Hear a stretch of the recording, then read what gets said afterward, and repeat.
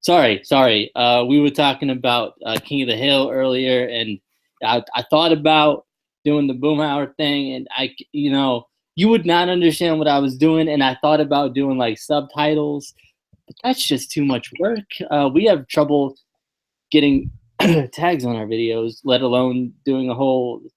Yeah, we'll pay somebody to do that though. Yeah, that's what that when we make money. Yeah, we're talking about NXT from 10/12/16, which is today, unless it's still today. It is still today. I wasn't sure what time it was, but it's still today. Let's get into it. Pretty good show. Actually, really liked today's show. We start off with a first round not pick. We're not talking about the draft. We're talking about was it me? But was it me though? That's all I need. I mean, I just didn't know if it was me. It was as a first round pick. I get it. I am the reigning, defending WWE Heavyweight Championship of Lights of the world. Shut up. Shut your mouth. Talk to me. I don't know what pick. Darn it. You can't disrespect it. That one pick. It wasn't you. It wasn't.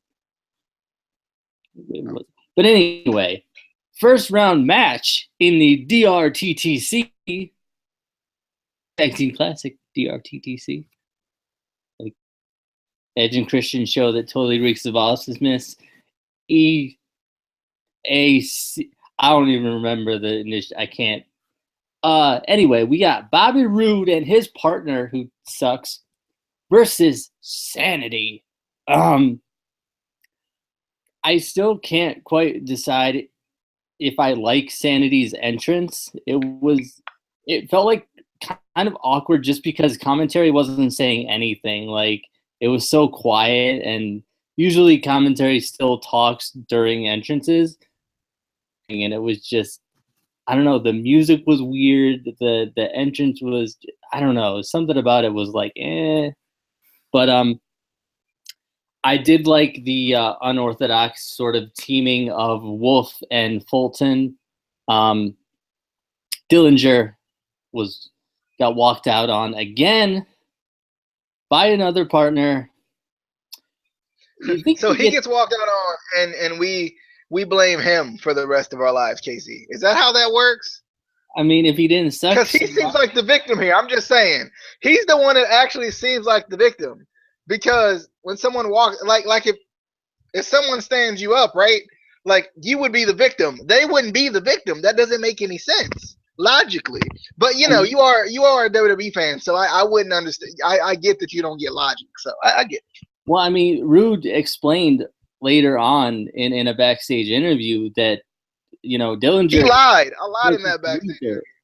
You know what? Listen. If he didn't suck as much, his tag team partners wouldn't walk out on him and have more successful tag teams. I'm just saying. But also, this must have been a bad week for you.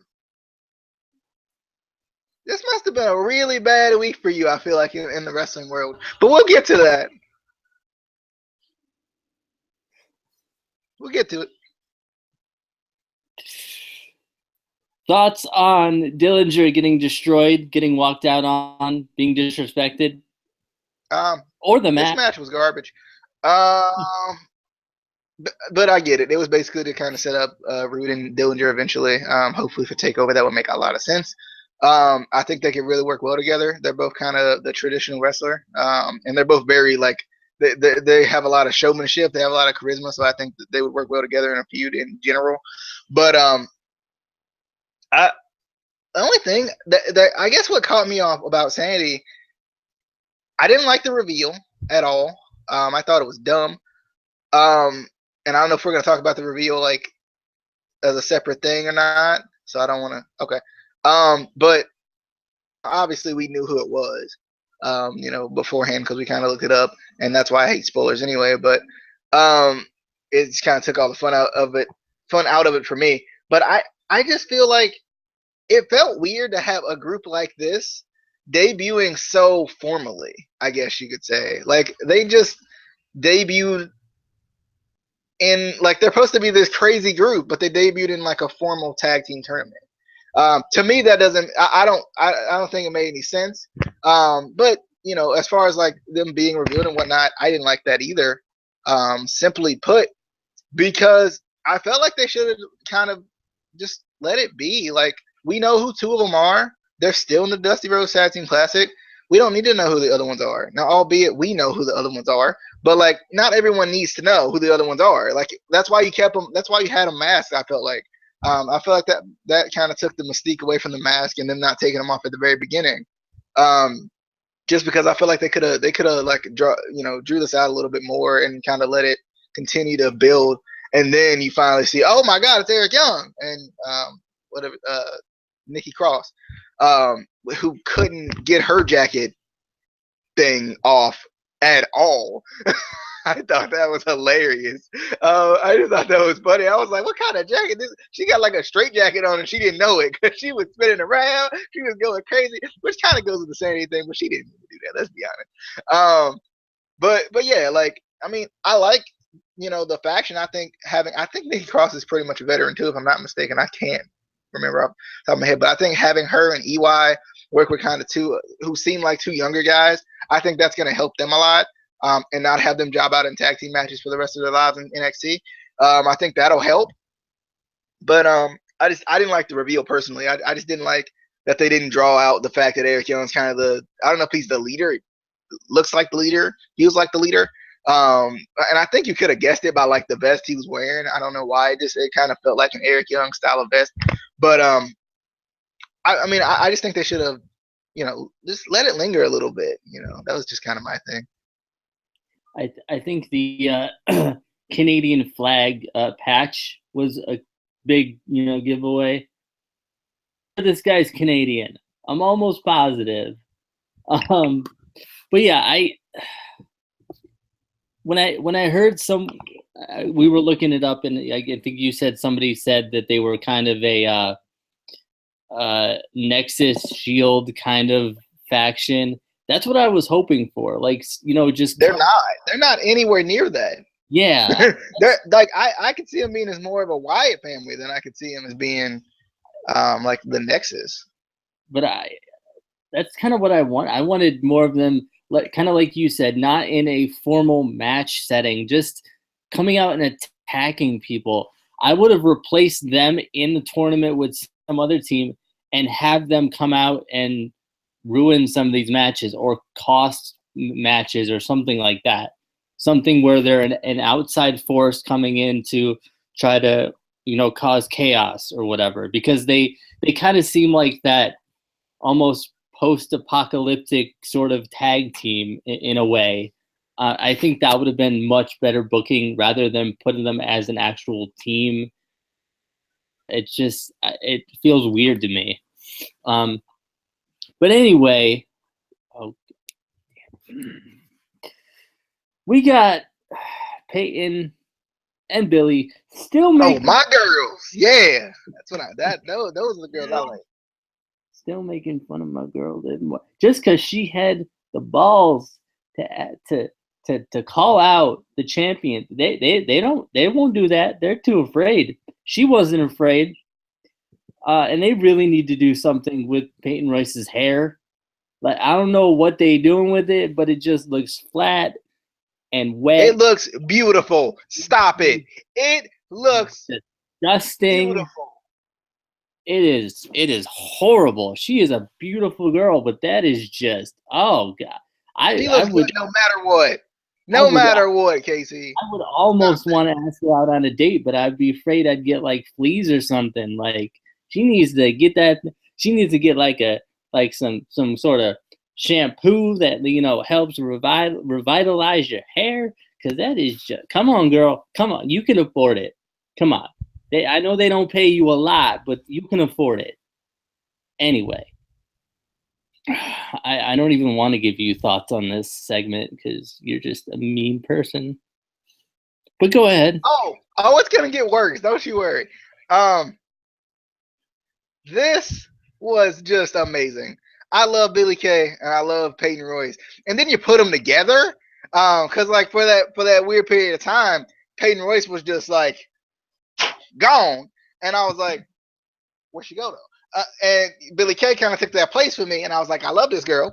And then Peyton Royce came back, and they put them together, and I'm like, this is the greatest thing ever. But yeah, I like them together. I think they work well together as far as like charismatically. They work well together. I like them a lot.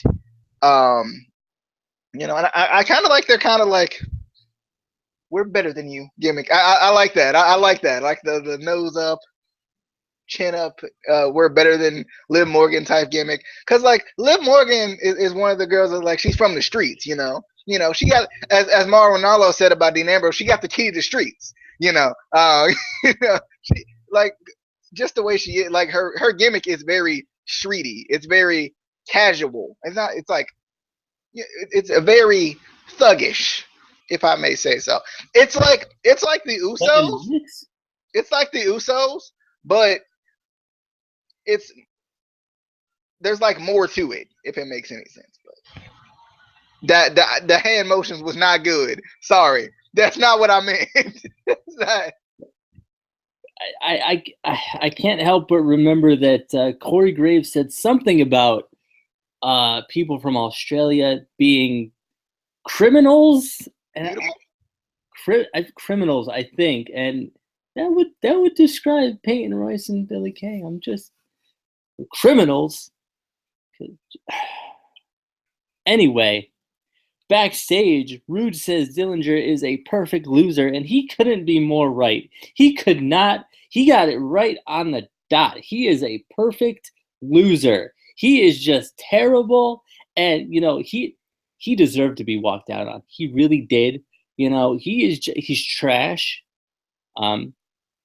There's a reserve spot in the unemployment line for him, and I'm just waiting for him to take that spot. I think we can move on from that segment, unless you wanted to say something about how terrible Ty Dillinger is. You're completely wrong, both of you. Like, the man is talented and gets no credit from you just because he's the victim. How are you gonna make this guy seem like he's the problem? This man is the victim in this scenario, darn it. And he's gonna beat Bobby Roode. He's gonna beat him real good. And you know what it's gonna be? A tape. I mean, but Bobby is glorious and Ty's a loser. But anyway, we get this match. Billy Kay with Peyton Royce versus my girl, Liv Morgan. Peyton's hair looks... Can't be happy for long. I mean, I know the name kind of makes you happy, but you can't be happy for long with this one. I don't know, but Peyton's hair looked completely different from the backstage interview. They're just completely different. I was like, bruh, if you're gonna pre-record something, at least make it look the same. Come on now. But anyway, I didn't like this match. They didn't really see first. Not even just because Billy had to cheat to get a win over my girl Liv, but I just didn't feel like they had chemistry together. And admittedly, both of them do need more work in the ring. Yeah. Liv Morgan does. Billy Kay doesn't. Billy Kay. You didn't even get his name right. You didn't even get. No, sorry, I'm looking at Peyton Royce's Instagram. Nah. Billy. I'm trying to figure out how to infiltrate the DMs. I'm trying to figure that out. Figure out the way to do this. Good luck with that. While you doing that, you want to give your thoughts on this damn match? Yeah, the DMs that they open, so you feel free. No, everybody send them messages right now. First off, Peyton Royce is the Venus flytrap of NXT, and she, I guess I'm a fly because she called me. But Billy Kay, yeah. Anyway, Billy Kay is perfect. She just is. She needs no work. She debuted on the main roster way before Liv Morgan ever thought about it. Yeah, she needs no work. It's just because she's in there with a terrible dance partner like Liv Morgan. We all know Liv Morgan is hot, but that's about it. Okay. And as we saw from Asuka killing her, because that's about all. Like Asuka couldn't even make a match with her look good. So it happens.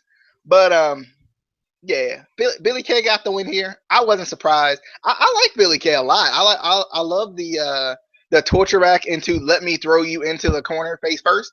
I like that a lot. I don't know what to call it, but I like it. It's a good move. I just like Billy Kay a lot. I just do. She Billy Kay and Peyton Royce, Billy Royce. They a squad. They a squad, and they might be the greatest of all time. So, and also, if you guys don't remember, Liv Morgan lost. So I just want to let y'all know. So in the span of the same week, Alexa Bliss lost to a no name. Well, she's not no name, but like basically to somebody who's like been irrelevant, right? To Naomi. And Liv Morgan, she loses to somebody who Casey puts it as needs some more work. So I'm just gonna let you know it's been a bad week for you. Oh yeah, and Liv Morgan lost. And so did Alexa Bliss.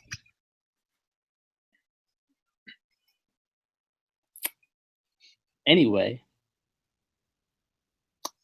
Michael Tarver is the best wrestler of all time. So after Liv Morgan lost, what happened? The Miz lost too. Yeah. How's that feel, jerk? We get a recap of last week's attack on DJ Beal by angry Liv Morgan fans. I'm sorry, I read that wrong.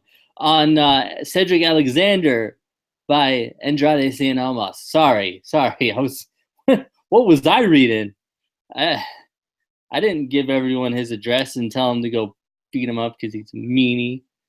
She's a good person. Anyway, my question with this is, they did an interview after the match. Where the hell was this man going? He walking out of the arena, still in his ring gear, all sweaty, like, bro, there's a locker room. You could shower and like get your stuff. You don't just have to leave. Like, what are you doing? I don't get it. And then he's speaking Spanish, and I don't speak Spanish, and no subtitles. DJ, this man is now entitled. Okay, this man is now the greatest heel in NXT because he turned on Cedric. He turned on him, and he don't have to carry his own bags. He don't have to take a shower. He can walk all the way home and get his lackey, now Cedric Alexander, to carry his bags for him. Okay. Anyway, I ain't seen nobody carry his bags though. Shut up. They don't show the bag boy. The bag boy gets no credit. They don't show him. But anyway, I'm excited to see how this is going to turn out. I really am, because I think, this could be a good thing for Andrade. And I really hope it's one of those, like, you don't know who I am. Do you know who I am? They should just turn him into Bully Ray. They should do it. And plus, he knows the key to getting heat in America. Don't speak English. He knows it. Like, it's the key. If we can't understand you, we don't like you. Like, it's just the thing we do. It's just the thing that Americans do. It's a true statement. In like real life, if we can't understand you, we probably don't like you because we think you're talking about us. So he's probably talking directly at you, Casey, for not showing that man the respect he deserves. This man is a star. This man deserves better than this. I'll never give that man respect. All right. Then why don't you tag with him? Why don't you? I mean, I mean, you know, I already carved out my singles career. You know, I I've mean, already carved it out. You know, and, you know, I do. I like taking on extra weight and whatnot. But you know, he already had set up with Cedric. They had hooked up and everything, and I was like, you know, I got you. Afterwards, I mean, I know what you want to do. I know you don't like the man. You know what I'm saying? You know, we talked about it. You know, I talked to him in Spanish a little bit. I like, you know, Chico. You know, I let him know. You know, I let him. I let him know, you know, and you know we're gonna set it up for later. But like right now, you know, I gotta let him get his edge on that Chico, you know, Cedric Alexander. But you know, after I lose this title, which will be never, you know, we'll hook up. can you give us a little idea of what you said in Spanish to him? Say it in Spanish, though. I said, "Hola, amigo, Chico." You know, yeah, we talked. It was just a quick little bit, you know, because you can't let, you know, you gotta say some of it in English and some of it in Spanish. That gets that heel heat on me, you know. So I gotta let him know what the Spanish is, you know, and you know he got it, he understood it, you know. Yeah. All right. Let's move on to another first round match in the DRTTC. TM61 versus Tino Sabi and Moss Riddick. I was so excited. So Riddick Moss was a Dolphin, and Tino was a Buccaneer. So what I'm getting from this is the Fins get the wins, Tampa, baby. I was so excited. But I knew TM61 was obviously going to win. But you know, I thought Tino and Riddick Moss actually looked really good. They didn't have them completely job out, which is always a good thing. And I thought they both looked pretty good. We saw a lot more of Riddick, which I don't know if that was intentional because they think he's better, or if they were just kind of trying to save Tino because Tino kind of has a semi big following now, just in Florida with his multi-million-dollar NFL contracts, and the fact that he was on Breaking Ground. So, you know, anyone who watched Breaking Ground kind of was excited for this. I know I was. We got a "We want Tino, no we don't" chant, which was great. But I feel like, to me, even if he was terrible in the ring, you know, thank God he wasn't. He was actually really good. Even if he was terrible, I would have been super excited for his debut. I was so pumped. Like, if he just bombed and botched everything, I still would have been like, Tino! He should have tried the Ivory suicide dive and see if he could survive it. He should have. But TM61 does advance. I hope we see Tino and Riddick Moss more. Thoughts on the match? I enjoyed it. I was first off frustrated by the NXT crowd because they were booing Tino Sabi, and you don't boo greatness. You don't. And I was like, why y'all booing this man? This man was on Breaking Ground. Y'all done seen him put in the work and everything. Just because he came from football, that don't mean that he can't wrestle. Watch him. He gonna show you tonight. And I mean, he even did. I like him, and he came from football. Yeah, Even I like him. That's like a miracle. I think like Mike Bennett came and visited your house or something. It's like, wow. He did. A couple minutes ago. Yeah. But yeah, I was really impressed. That slammy hit from like he had him like hanging on the ropes, or it was. I couldn't tell if Team 61 was about to try a springboard, but he was coming from from the ropes, and he hit him with that nice power slam. I was like, do that more. I like that. I enjoyed him though, and even Moss Riddick was I thought was actually pretty good. And I think this is kind of what needs to happen a little bit more. Now I know TM61, or I don't know if it's TM61 or TM61. I don't know, but TM61 is kind of one of those teams that like hasn't really gotten like a big push yet. So it kind of made sense for it to kind of be a close match. Plus, they don't necessarily know their opponents either. So that makes a little bit of sense. But I thought it was a good debut from both of them because I don't think Moss Riddick's debuted either, to my knowledge. But I enjoyed it. I hope they. I don't really care if they keep him in a team. Like I think keeping him in a team might help him out a little bit more. But I wouldn't mind if they went singles either. But I mean, obviously they need more tag teams, so it wouldn't hurt to keep him as a tag team. Yeah, I kind of hope they keep him as a tag team. NXT got more tag teams than Raw. Yeah. Anyway, they'll bring him up too early. Don't worry, they will. We got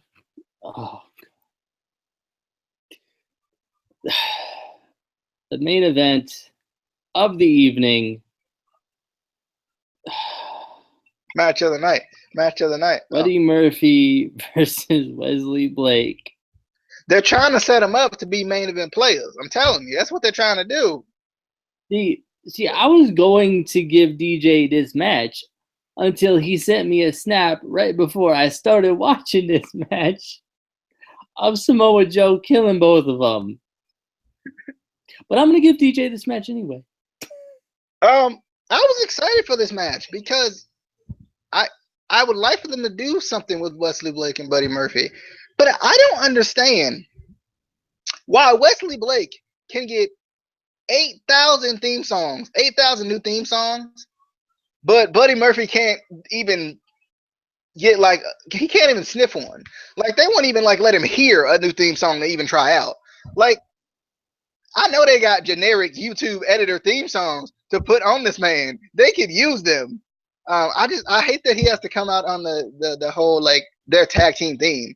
Because it never bodes well. Like I've said it before, it just doesn't. It's just something it's like the dancing gimmick. It just doesn't get over.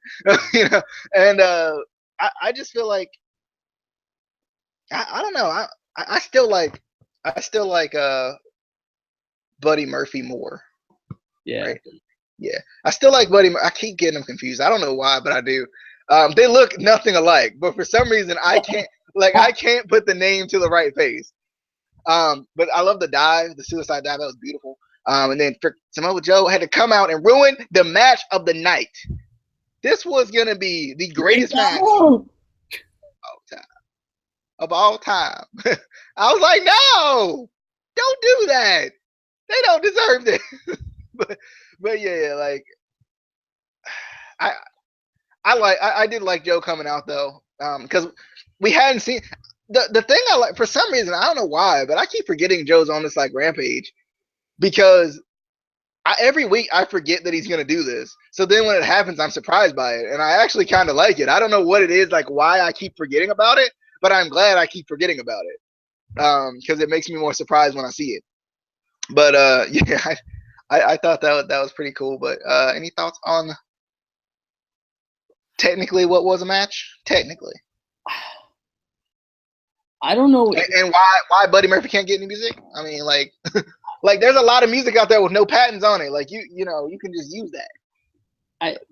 I don't know if it's because they feel like Buddy Murphy is the more the fans like him more, so they don't feel I feel like they're trying to, give Wesley Blake the new music, the new ring gear to kind of get the fans into him more.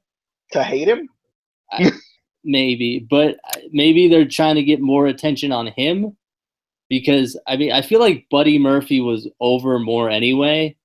I feel like he was more talented than. It's because Wesley Blake came out in them doggone pigtails that time. That killed it all for him. It was over. And then Alexa Bliss tried to copy it. But he is Big Beautiful Blake. I'm surprised they didn't put that on a t-shirt yet. Big Beautiful Blake. I was enjoying this match until Joe came out and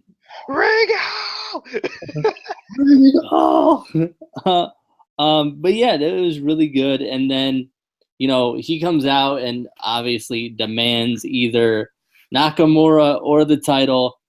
Nakamura makes his return. This man comes out in a neck brace. Bruh. He just pulls it off. He's like, nah, I'm good. Crack the neck a little bit. I'm good. So they start to fight. Security breaks them up. So dude from Tough Enough apparently is on security now. I could not remember that guy's name. I'm trying to remember it. Mata. Yeah, Mata is now security. At first, I thought the black guy was Patrick Clark, but because I couldn't really see him, I was like, "Is that Patrick Clark too? Are they gonna act like they didn't just send him out there and whatever they did last week?" I'm surprised we didn't see him this week in a new gimmick. And then Nakamura, King Sasha'd the fat guy. I was like, no, not the fat guy. Not the pudgy one. No. Oh. But it was definitely exciting to see Nakamura back. Obviously, it was more of a kayfabe injury, sort of a thing. And it felt like he was gone longer than he was, I feel like. So are we not going to get Joe just ruining matches anymore and killing debuts? Is that not going to happen anymore? That poor man last week. He was trying. Poor Dan. Come on, I believe in you, Dan. I believe in you. You're going to get that re-debut, and Joe's not going to mess it up. You're going to get it. Any thoughts on the attack or the return or the security? I kind of sniffed the Nakamura return here. When Joe said, "Rita!" I kind of thought it was gonna happen, but I expected the whole. I had when he came out with the neck brace, I expected it to go a little bit differently. I expected him to kind of walk gingerly down to the ring and whatnot, and maybe like loosen the neck brace and like have a microphone in his hand and be like, "I," and then like take it off and just start going to town on him. Because I expected Nakamura just to say something more than what he did. I don't know why. I just did. I am cleared or something like that. Kind of how Nakamura just does. Like he doesn't say much, but when he does, it's time. It's time. But it's I was. Sorry, I thought you were going for it. It's time. It's Vader. Sorry. But yeah, like I just I like this, and I like how the brawl kept going forever. I thought that was great because usually they have that whole like initial breakup.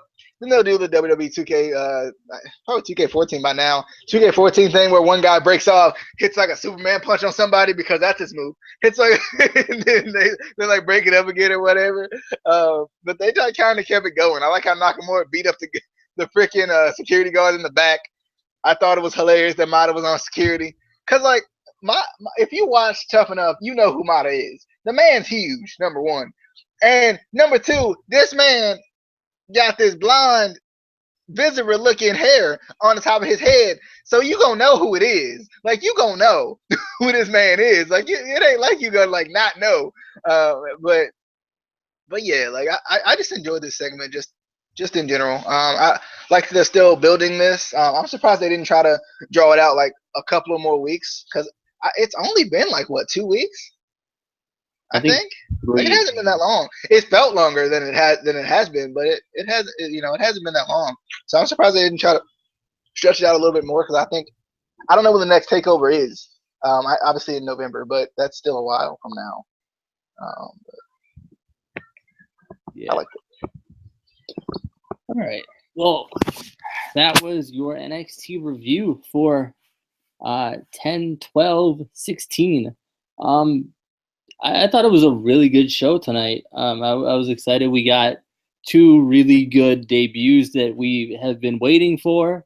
So that's a good thing. I'm excited to see, next week what matches we get in the Dusty Rhodes Tag Team Classic. They did announce, I forgot which teams they announced for next week.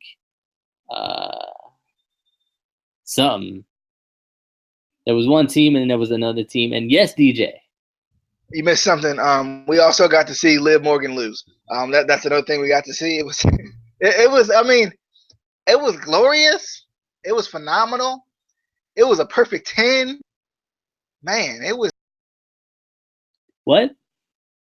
It was what? I'm sorry, I can't hear you. I can't seem to hear what you're saying. Are you saying something? Yeah, that's what I thought. You just mad because your boy Ty Dillinger can't keep a partner. They all walk out on him because he sucks. He's terrible. I mean, if he cloned himself, his clone would walk out on him. That's how much he sucks. We will see you on the flippity dippity. Until then, make sure to hit that subscribe button. Follow us on Twitter at ICW_podcast. Share the video however you feel like sharing it. You know, like DJ said, put it in a shoe, throw the shoe, or whatever he said with and then the pistachios, and I don't even. Peace.